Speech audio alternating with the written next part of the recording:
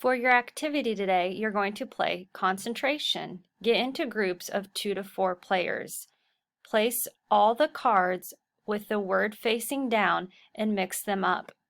One at a time, you're going to choose 2 cards. Your goal is to find the 2 homophones that go together. Once you do find a match, you will then keep those cards. While the other players are picking their cards, you can then go on to your sentence sheet.